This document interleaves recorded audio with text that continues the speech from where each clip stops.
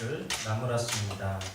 모세는 게다가 야고보에게서 몇몇 사람이 오기 전에는 이방 사람들과 함께 음식을 먹다가 그들이 오니 할례받은 사람들을 두려워하여 그 자리를 떠나 물러난 일입니다.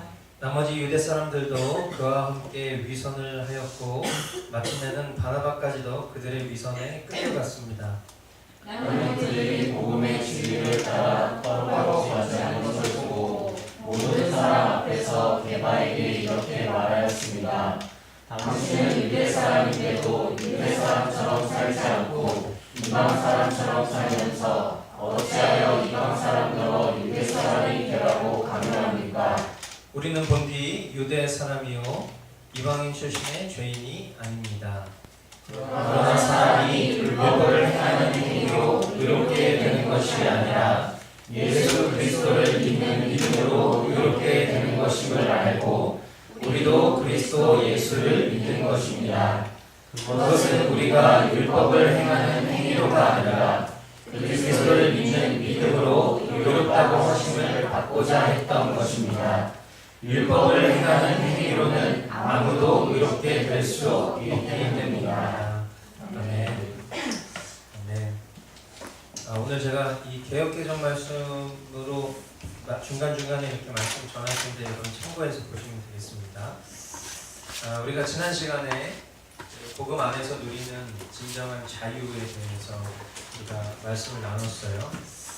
그 복음 안에서 우리가 참된 자유를 누리기 위해서는 우리가 마땅히 취해야 될 태도가 있다는 결론을 내렸죠. 그것은 우리가 복음을 다 안다라는 그런 식의 태도가 아니라 내가 깨닫고 또 전하고 있는 그 복음이 다른 복음인가 하는 것을 항상 이렇게 겸손하게 돌아볼 수 있어야 한다라고 우리가 지난 시간에 전했어요.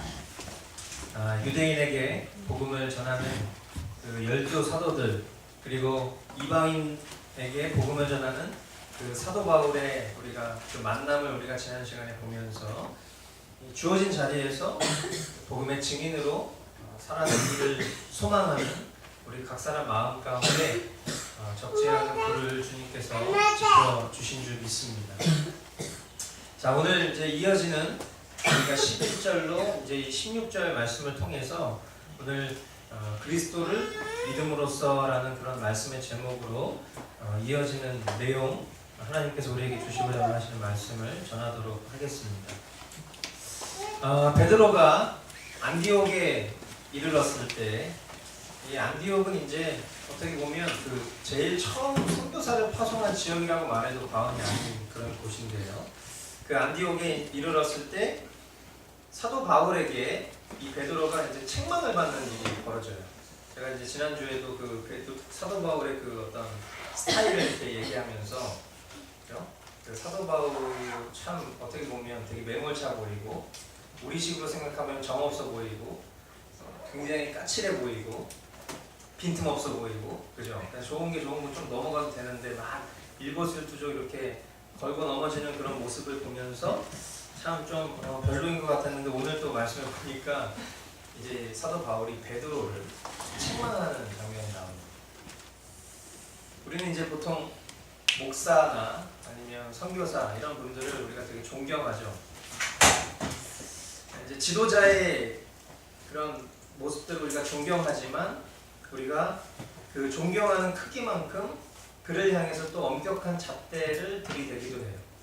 그러다 보면 당연히 그 연약한 인간이기 때문에 우리가 함께 지내다 보면 내가 존경하는 분이었지만 엄격한 잣대를 들이대면 그 사람의 연약함이 많이 보이기 때문에 실망하기도 하고 미워하기도 하는 게 사실이에요. 그러니까 여러분은 절대로 저를 존경하면 안 돼요. 존경하지 마시고 그냥 똑같은 인간이겠거니 이렇게 생각을 하고 바라봐야지 저를 존경하셨다가 이미 실망하셨겠지만 앞으로 더 실망하실 일이 많아질 거예요. 이 베드로가 바울한테 책망받을 일이 뭐가 있었을까? 이제 이어지는 12절 말씀에 기록된 바 베드로가 이제 이방인하고 같이 식사 교제를 이제 하고 있었던 모양이에요. 그런데 이제 야고보가 보낸 사람들, 그러니까 이제 그 보낸 사람들이 누구냐면 유대인들이죠. 근데 이제 그 유대인들인데 아마도 유대인의 어떤 관습과 율법과 이런 것에 완전 그냥 사로잡혀 있는 그런 사람들을 야고보가 이 베드로한테 보낸 거예요. 보냈는데 그 사람들이 딱 오는 것을 이제 보자마자 이 베드로가 황급히 이제 함께 식사하던 이방인과 만난 적 없다는 듯이 자리를 떠나게 되는 그런 일이 있었던 거죠. 그러니까 이제 그 자세히 기록되어 있지는 않지만 아마도 우리의 심정으로 충분히 미뤄보건대 야고보가 보낸 그 유대인들이 이 베드로를 보면서 당신 율법을 어겼어 라고 이렇게 비난을 할 것이 이제 두려우니까, 그런 책망받을 것이 두려우니까 이제 황급히 언제 그랬냐는 듯이 자리를 뜨게 된 거예요. 그러니까 그 이방인 입장에서도 생각을 해보면 그 함께 있었던 사람 말이에요. 그 사람 입장에서 보면 얼마나 좀 당황스럽겠어요, 그죠? 그 막 본인이 이렇게 같이 이 베드로하고 이렇게 친교의 교제를 말씀하면서 막 나누고 있었을 텐데, 그죠? 갑자기 막 그 자기가 되게 존경하는 그 사람이라고 생각했는데 황급히 막 자리를 떠나는 그런 모습들을 보면 마음 가운데 좀 실망감도 있었겠죠. 뭐 그런 내용들이 이 내용에 기록되어 있지는 않지만요. 그러니까 이제 이 유대인들의 완고하고, 유대인들은 율법주의자들이기 때문에 그 율법에서 한치라도 벗어나면 아주 극악무도하게 사람들이 돌변하는 그런 기질들을 태생적으로 가지고 있기 때문에 그런 것들을 우리가 생각해 보면 이 베드로 마음 가운데 일시적으로 움찔하는 그런 마음이 있었을 수 있겠다라는 생각을 우리가 하게 돼요. 우리는 누구나 다 칭찬받기 좋아하고 또 비난받는 거 싫어하니까 충분히 베드로가 그런 행동을 할 수 있을 근거와 이유가 있다. 우리가 이제 미루어 짐작은 해볼 수 있는 거예요. 그런데 이제 지도자의 행동은 이제 그를 따르는 이들한테 영향을 미치게 되는 게 사실이잖아요. 그러니까 이제 베드로가 그런 연약함을 가지고 있다라는 건 우리가 같은 인간의 성정을 가진 입장에서 충분히 공감도 되고 이해도 되고 하는 부분이긴 하지만, 이제 이 지도자로서 이 베드로가 취했던 행동이 어떤 영향을 미치느냐, 이제 13절 말씀을 보니까 남은 유대인들 역시도 베드로처럼 겉과 속이 다른 그런 행동을 하게 된 거예요. 심지어 바울과 함께 왔었던 동역자인 바나바조차도 그 외식, 그 위선에 동참하게 된 것이죠. 그러니까 이제 이런 일들이 막 퍼진 거예요. 결국에는 지도자 한 명이 아주 미미한, 어떻게 보면 그냥 넘어갈 수도 있는 그런 충분히 인간적으로 이해할 수 있고 공감할 수 있는 어떤 그런 실수를 범했는데, 그 실수 하나가 그를 따르고 함께 있었던 모든 이들의 어떤 그런 태도에까지도 영향을 미치는 모습을 보게 되니까 사도 바울 입장에서는 이거는 복음의 차원에서, 복음 진리적 차원에서 이것은 결코 옳은 행동이 아니다. 이것은 그냥 좋은 게 좋은 거다 넘어갈 일이 아니라 이것은 명확하게 얘기를 해야 된다라는 마음을 가지고 베드로에게 책망을 한 것이죠. 근데 여러분 한번 생각을 해볼 게 있는데 뭐냐면, 유대인이 이방인들과 함께 식사를 먹은 것이 율법을 어기는 걸까요? 아닌 걸까요? 유대인이 이방인하고 같이 한 테이블에서 같이 이렇게 식사를 먹어요. 이거 율법을 어긴 걸까요? 아닌 걸까요? 저는 율법을 어기는 거라고 알고 있었어요. 그냥 우리가 보통 인식하기에 그렇잖아요. 그죠?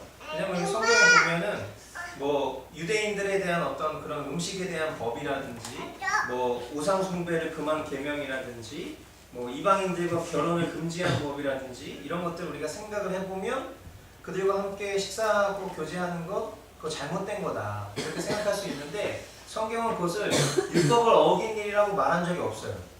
그리고 우리의 인식 가운데 그게 이렇게 이거는 율법 어긴 거 아닐까라는 쪽에 생각을 더 많이 할 수 있는 그 이유가 뭐냐면, 그 부정탄다는 거 있잖아요.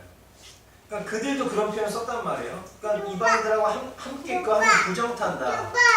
그러니까 이제 우리도 뭔가 이렇게 뭐 예를 들어서 뭐 집에 아기가 있는데 상가집 갔다 와서 그냥 바로 들어오면 부정탄다. 이런 거 다 미신이잖아. 실제로 상가집 갔다 왔는데 뭐 귀신 씌워가지고 그 아기한테 그 혼령이 들어가는 거 있을 수가 없는 일이 있거든. 근데 이제 우리는 그런 식으로 부정탄다라고 생각했지만 그런 인식이 우리 가운데 새겨져 있는 것처럼 이 유대인들 마음 가운데에도 그들과 이렇게 함께 식사의 교제를 나누고 그렇게 행동하는 것이 율법을 어기는 것은 아니지만 그 마음 가운데 부정을 탄다라는 그런 생각을 했다는 거예요. 이제 그것을 잘 알고 있는 베드로 입장에서 그거는 율법을 어긴 게 아니라는 걸 베드로가 알고 있단 말이에요. 그런데 그 마음 가운데 자신의 행동이 그 비난받을 일이 아니라는 확신이 있었기 때문에 이방인하고 식사 교제했던 거거든요. 그런데 보이지 않는 곳에서 확신이 있었다면 그 야고보가 보낸 유대인들이 있었을 때에도 그 확신을 참 보여주었으면 좋았을 텐데 아쉽게도 연약한 모습을 보였던 거예요. 그런 보편적 관점, 사람들이 보편적으로 생각하는 그런 생각 때문에 두려웠던 거예요. 그러니까 이제 우리가 이런 말씀들을 대면했을 때 우리가 평상시에 신앙생활하면서 어떤 관습에 젖어 있는지 그리고 말씀은 우리에게 무엇을 요구하는지를 생각해 보면 이런 일들 너무 많아요. 그렇잖아요. 이런 일들 되게 많아요. 그러니까 이제 우리가 이런 상황 속에서 먼저는 진리를 알아야 돼요. 그렇기 때문에 그 진리를 통해서 내가 이런 상황 속에서 보편적 가치와 관습은 이러했지만 나는 이제 더 이상 이렇게 살지 않고 말씀을 기준으로 살겠습니다 라는 것을 실천적으로 살아내려면 먼저는 진리를 깨달아야 된다는 것이죠. 그러니까 우리가 이제 이런 모습들을 통해서 선임자의 역할이 얼마나 중요한가라는 그런 교훈을 깨달을 수 있고 그 선임자라는 것은 교회 공동체 안에서는 저와 같은 지도자일 수도 있지만 여러분들이 세상에 나아가면 결국 여러분들을 통해서 세상은 주님을 깨닫고 주님을 보는 것이기 때문에 여러분들의 역할이 중요하다라는 것을 다시 한번 이 사건을 통해서 주님은 우리에게 확인시켜 주시는 것이 아닌가 싶습니다. 자, 저와 여러분들 이미 우리는 구원받았다라고 믿고 있어요. 그 믿음과 확신이 전부는 아니지만 적어도 지금 이 순간 우리 마음 가운데 내 구원의 문제에 있어서 우리가 조심스럽지만 주님, 제가 주님 편에 있습니다라고 얘기할 수 있는 사람들이라고 저는 생각해요. 구원받은 사람들의 목표가 뭐죠? 성화, 그죠? 구원받은 사람들의 목표 성화예요. 성화, 거룩할 성, 될 화, 거룩하게 되어져 가는 것, 그죠? 성화. 근데 거룩이라는 단어 우리가 함부로 쓰는 거 아니라고 했어요, 그죠? 거룩이라는 단어를 쓰실 수 있는 분은 주님 한 분뿐이죠. 그러니까 결국 성화라는 것은 뭐예요? 우리가 예수님을 닮아가는 것, 그죠? 그게 우리의 목표예요. 저와 여러분들이 예수님을 믿고 구원받았다 해서 단번에 완벽한 존재가 될 수 있어요, 없어요? 없어요. 여러분과 제가 늘 몸부림치지만 세월이 이렇게 흘렀어도 여전히 내 안에 가지고 있는 그 연약한 모습들을 볼 때마다 내가 예수 믿고 구원받았지만 그럼에도 불구하고 단번에 뭔가 완벽하게 그런 존재가 될 수는 없는 거구나 라는 그런 것 속에서 오는 그런 절망감, 괴리감 이런 것들이 우리에게 있잖아요. 그리고 예수님 믿기 전에 살아왔었던 그 사람의 상태가 이제 좀 극악무도하면 극악무도할수록 우리가 예수님을 믿고 성화를 이루는 그 과정이 다른 사람들보다 좀 힘들 수도 있어요. 그렇죠? 지금도 우리가 진정한 그리스도인으로 살아내기 위해서 굉장히 많이 몸부림치지만 그 몸부림 속에서 우리가 가장 힘들어하는 것 중에 하나는 뭐냐면 내 옛 자아의 그런 습성들이 내가 거듭난 자로서의 삶으로 그 간극이 너무 크기 때문에 이것을 치열하게 싸워내는 일이 되게 힘든 거죠. 그러니까 상대적으로 성화의 삶을 살아가는 데 있어서 어떤 사람들은 크게 어렵지 않은 사람이 있을 수도 있고 어떤 사람은 되게 치열하고 힘들 수 있다는 거는 우리가 한번 생각해 볼 문제가 아닌가 싶어요. 근데 이 성화를 이뤄감에 있어서 가장 어려운 것 중 하나가 저는 말이라고 생각해요. 말과 글과 행동 이런 것들이 되게 어려운 일이죠. 저희가 최근에 묵상했었던 그 잠언 말씀 몇 절을 제가 봤는데 잠언 11장 12절 말씀에 보면 이런 말씀이 있어요. 지혜가 없는 사람은 이웃을 비웃지만 명철한 사람은 침묵을 지킨다. 잠언 17장 27절 28절 아는 것이 많은 사람은 말을 삼가고 슬기로운 사람은 정신이 냉철하다. 어리석은 사람도 조용하면 지혜로워 보이고 입술을 다물고 있으면 슬기로워 보인다. 아멘. 네, 이런 말씀들 보면은 참 제 자신이 되게 많이 부끄러워지고 또 스스로 많이 돌아보게 되는 것 같아요. 사도 바울은 베드로 앞에서 그를 책망을 했어요. 그러니까 이제 베드로가 잘못했어요. 잘못한 행동했어요. 그 잘못한 행동에 대해서 사도 바울이 뒤에서 이렇게 뒷담화한 게 아니라 앞에서 얘기를 한 거예요. 앞에서 이런 부분들을 잘못하지 않았습니까? 라고 얘기한 거예요. 그러니까 어떤 우리가 보통 하는 어떤 행동들을 보면 사람 앞에서는 줄 서고 그리고 비위 맞추고 뒤에서는 비난해요. 그죠? 이런 행동들은 되게 나쁜 행동들이잖아요. 그죠? 사람 앞에서는 바른 충고를 아끼지 않고 그리고 뒤에서는 그를 존중하고 두둔해주고 감싸주는 것, 이런 것이 좋은 인격의 모습인 것이죠. 잠언 27장 5절 말씀에 보면 드러내놓고 꾸짖는 것이 숨은 사람보다 낫다라고 했어요. 그러니까 우리가 비록 말과 행동과 연약한 모습들을 통해서 베드로가 실수를 했고 그리고 그 실수에 대해서 사도 바울이 이렇게 권면하고, 권면이 아니죠, 책망하고, 그죠? 우리가 권면, 권고, 훈계, 질책, 책망, 이 보이지 않는 레벨이 있잖아요. 근데 책망은 어떻게 보면 굉장히 큰 수준이거든요. 근데 우리가 예를 들어서 지금 아까도 얘기했지만 베드로가 행동한 그런 행동에 대해서 사도 바울이 책망할 정도의 수준인가, 우리가 보편적으로 생각하는 가치로 봤을 때 이게 그렇게 책망받을 만한 일인가 라고 여길 만한 일이거든요. 근데 그것을 앞에서 명확하게 책망했어요. 그 책망한 것을 통해서 오늘 이 말씀들이 우리에게 가르쳐주는 것은 진정한 교제가 뭐냐, 성도 안의 교제가 뭐냐, 그리고 참된 어떤 성경적 권책이 뭐냐 라는 것들을 우리에게 보여주는 거예요. 그러니까 저와 여러분들이 가까우면 가까울수록, 친하면 친할수록, 만약에 그냥 우리가 조금 이렇게 라이프 스타일이 달라서, 생활 수준과 생활 습관이 달라서 그런 데서 오는 간극들은 우리가 용납해줘야 될 그런 부분이겠지만, 말씀을 벗어나서 그릇된 가치관과 행동을 하는데 그것을 친하다는 이유로 침묵하는 것은 동조하는 거예요. 그리고 그것에 대해서 오히려 그 사람의 비리를 맞추기 위해서 함께 화답하는 것은, 그것은 절대 성경적인 것이 아니라는 거예요. 우리가 이런 것에 대해서 사도 바울의 이런 태도와 행동들을 통해서 우리가 배워야 되고 그렇게 실시해야 되는 거예요. 그랬을 때 진정한 주님 안에서의 교제와 공동체가 이루어지는 것이지, 그냥 좋은 것이 좋은 것이라는 식의 그런 태도들은 결국은 병들게 만드는 것이고, 그런 누룩들이 더 자라서 교회 전체에 암덩어리 같은 일들이 생길 수 있기 때문에 사도 바울도 그 베드로의 면을 생각하면 그렇게 할 수 없는 일이지만 사도 바울이 복음 안에서 담대하게 책망을 한 것이죠. 우리가 이런 내용들을 살펴볼 필요가 있다는 거예요. 자, 14절로 15절 말씀. 그러므로 나는 그들이 복음의 진리를 따라 바르게 행하지 아니함을 보고 모든 자 앞에서 게바에게 이르되, 내가 유대인으로서 이방인을 따르고 유대인답게 살지 아니하면서 어찌하여 억지로 이방인을 유대인답게 살게 하려느냐 하였노라. 우리는 본래 유대인이요 이방 죄인이 아니로되. 아멘.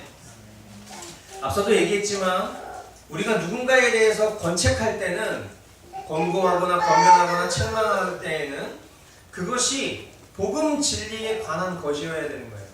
그러니까 그냥 나랑 좀 이렇게 스타일 나다고 해서 야 너는 왜 이렇게 밥 먹을 때 쩝쩝거리면서 먹어? 라는 것을 내가 말하고 싶다고 해서 막 말하는 것은, 그것은 건강한 그리스도인의 모습이 아니지만, 예를 들어서 무언가 우리가 말씀 안에서 명료하게 이건 아니다라는 것을 당연하게 행동하면 그것에 대해서 여러분들 얘기해 줄 수 있어요. 제가 이 자리를 통해서 좀 부탁드리고 싶은 것은, 그러니까 저한 사람을 나쁜 사람 만드는 건 괜찮아요. 근데 그것은 우리 공동체를 놓고 봤을 때 그건 바람직한 행동이 아니라고 저는 생각합니다. 우리 안에 있는 가까운 지체들, 우리 주변에 있는 가까운 지체들이 바르게 살아가지 않으면 여러분들 그것은 그냥 기도하고 내가 그냥 조용히 해야지, 그거는 성경적인 게 아니에요. 잘못된 생각과 잘못된 행동을 했어요. 그러면 그것에 대해서 바르게 성경적으로 사랑 안에서 얘기해 줄 수 있어야 돼요. 근데 그 얘기 안 하잖아요. 그러면 결국에는 이제 지도자인 저는 침묵할 수는 없어요.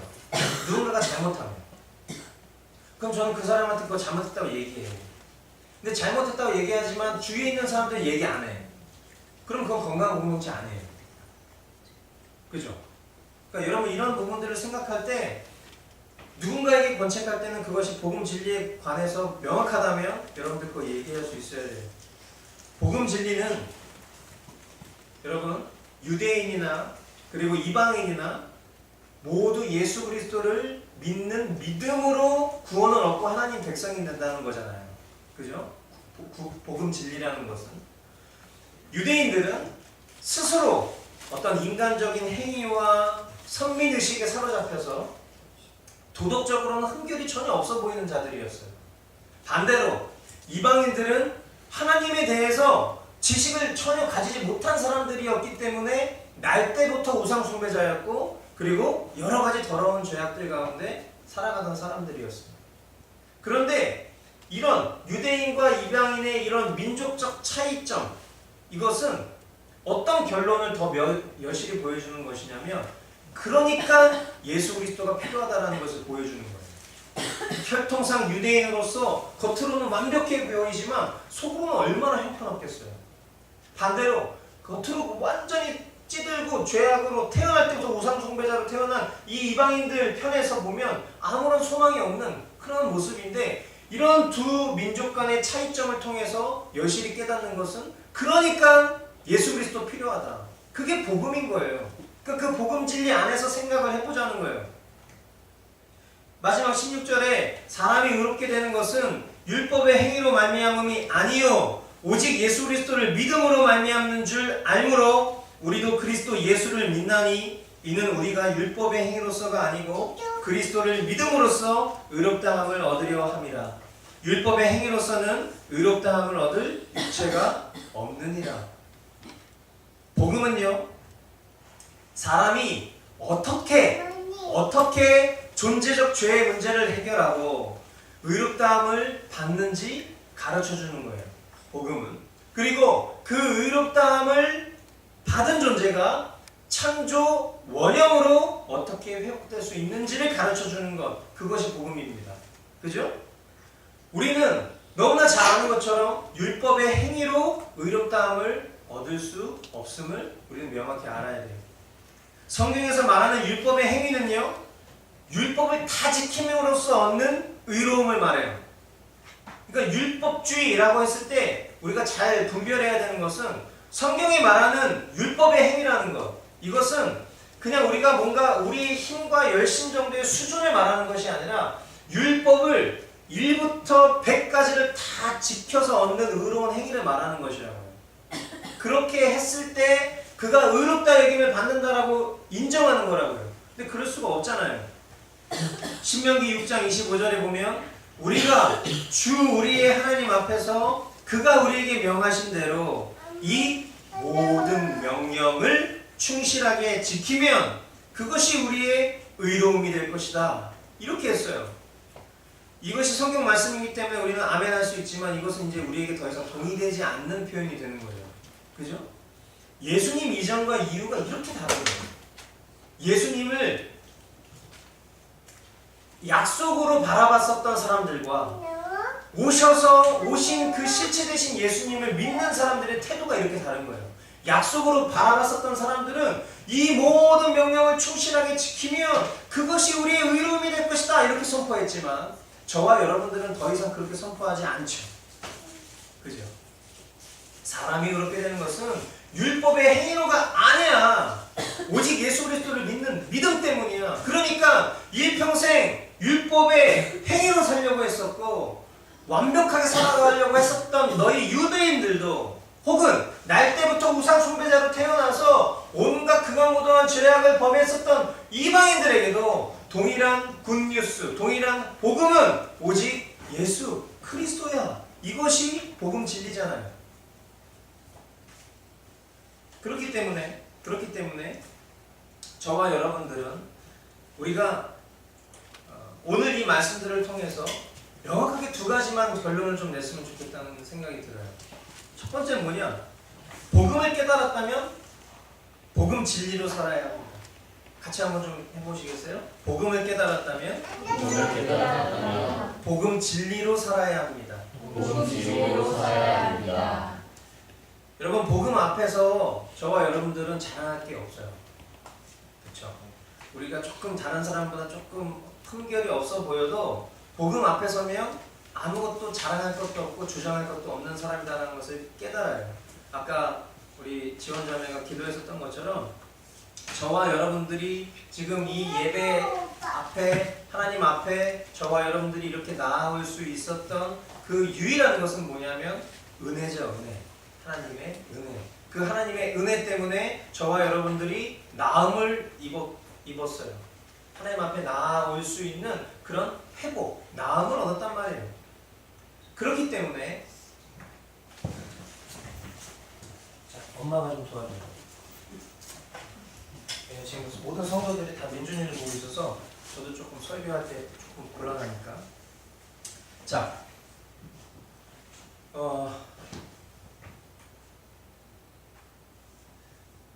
저희가 이제 우리가 은혜로 나음을 입었기 때문에 그 은혜 앞에서 우리가 우리의 행위로 우리가 자랑할 수 있는 것이 없잖아요. 근데 그것이 그냥 우리의 관념으로 그렇게 끝나면 안 돼요.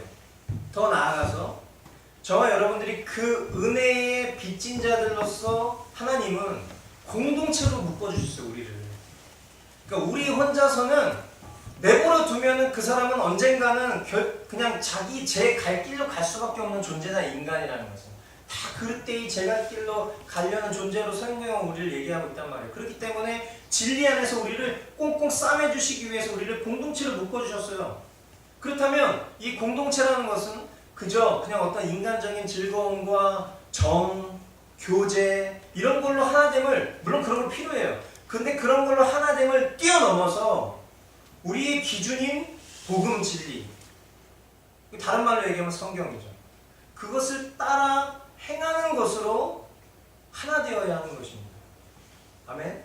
네, 복음 진리로 우리가 정말 복음을 깨달았다면 복음 진리로 살아야 합니다. 이거를 그냥 우리가 이렇게 적어놨지만 이 적어놓은 것이 그냥 관념으로 끝나면 아무 의미 없어요. 진짜 복음 진리를 우리가 살아야 돼. 실제된 삶에서.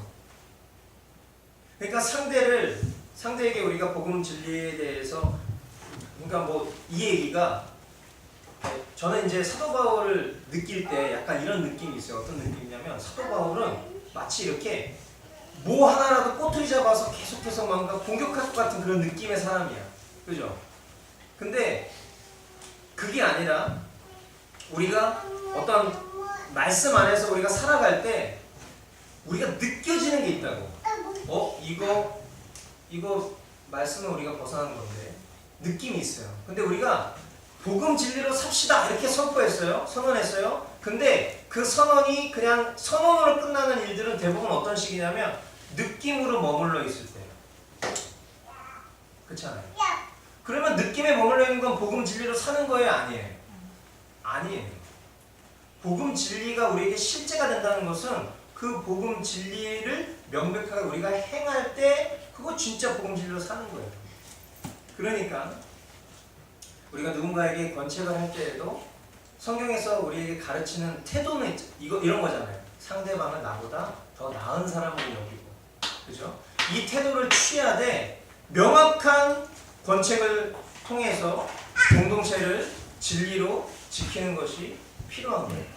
미안한데 좀 뒤로 가서 좀 앉아서 좀 붙잡아줬으면 좋겠어. 엄마도 쫓아다니고 민중이도 쫓아다니고 하니까 막 정신이 하나도 없어. 자, 그러니까 여러분, 우리가 좋은 거 너무 추구하면 안 돼요. 그리고 내 스타일에 따라서 진리를 가공하는 거, 그거 위험한 거예요. 그거 공동체를 파괴하는 누룩이 될 수 있어요.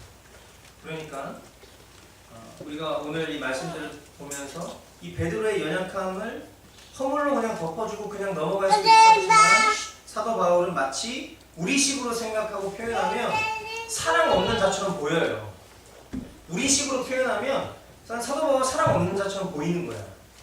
하지만 그가 책망하는 그런 것은 마땅히 베드로라는 사람 한 사람뿐만 아니라 베드로를 따르는 이들에게도 마땅히 살아가야 할 복음의 삶을 깨닫게 해주기 위한 거예요. 그 책망은. 그죠? 결국 그것을 통해서 베드로가 두 번 다시 그런 비겁한 행동하지 않았을 것이고, 아 저거 잘못된 것이구나. 공개석상에서 두 지도자가 그냥 좋은 덕담을 하는 게 아니라 책망하는 모습을 보였으니 그를 따르는 유대인들과 이방인들도 아 저거 잘못된 거였구나. 마음 가운데 여지를 끊어버리는 그런 일들이 생길 것이라는 거죠. 그렇기 때문에 저와 여러분들은 관용과 사랑으로 형제 자매를 사랑하되 가까우면 가까울수록 더욱 말씀 안에서 서로가 바른 결정, 방식을 취하면서 실현할 수 있도록 이끌어 주어야 하는 사람들이 되어야 되는 거예요. 부탁드립니다. 그것이 성화를 이루는 하나된 공동체로 저와 여러분들을 안내해 줄 거예요. 아멘. 나 혼자 잘한다고 해서 절대 되는 거 아니에요. 우리는 한 몸이니까, 공동체니까. 봐요.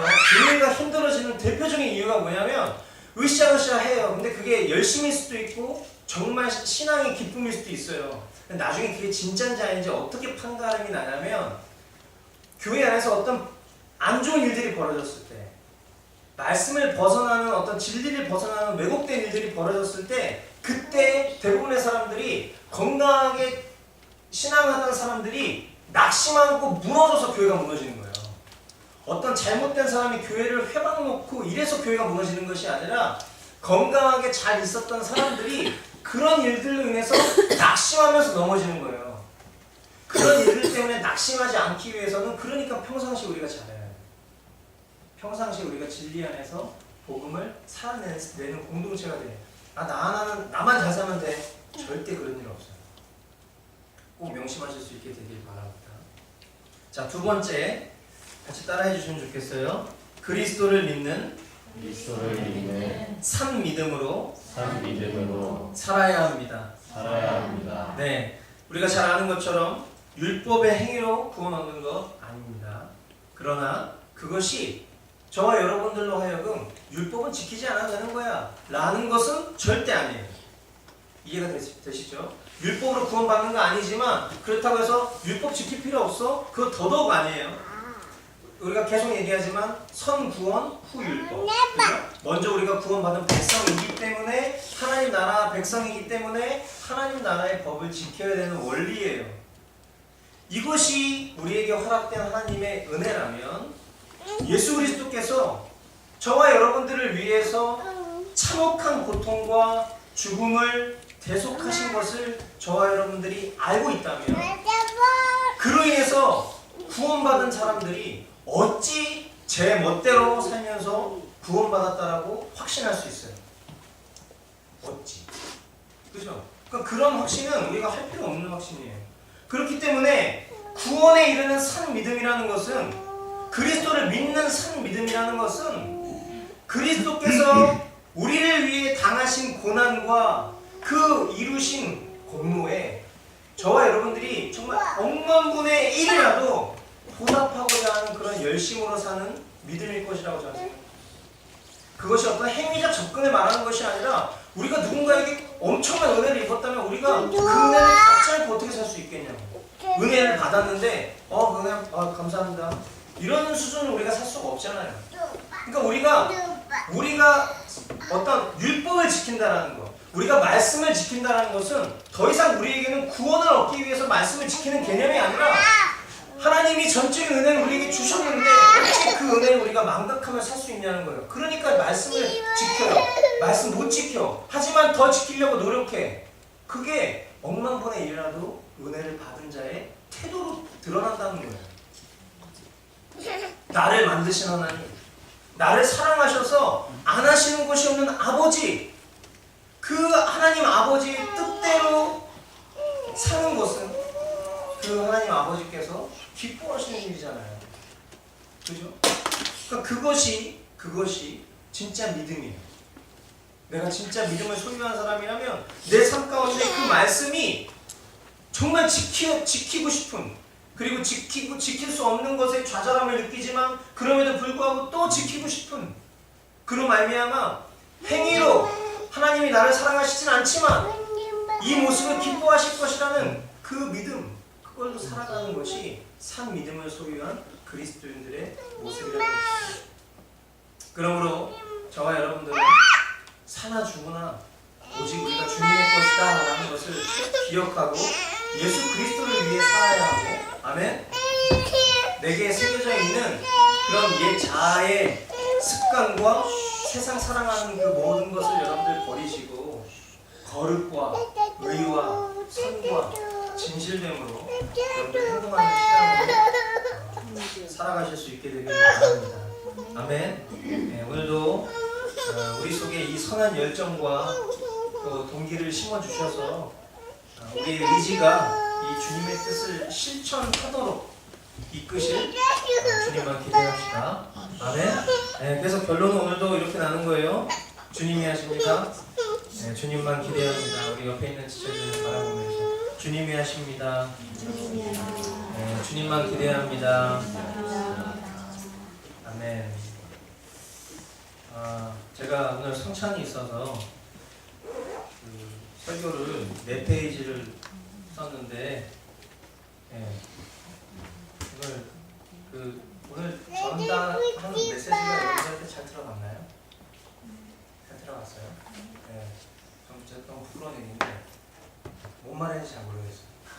네. 주님의 은혜로 여러분들한테 들어갔다니까 참 다행이고,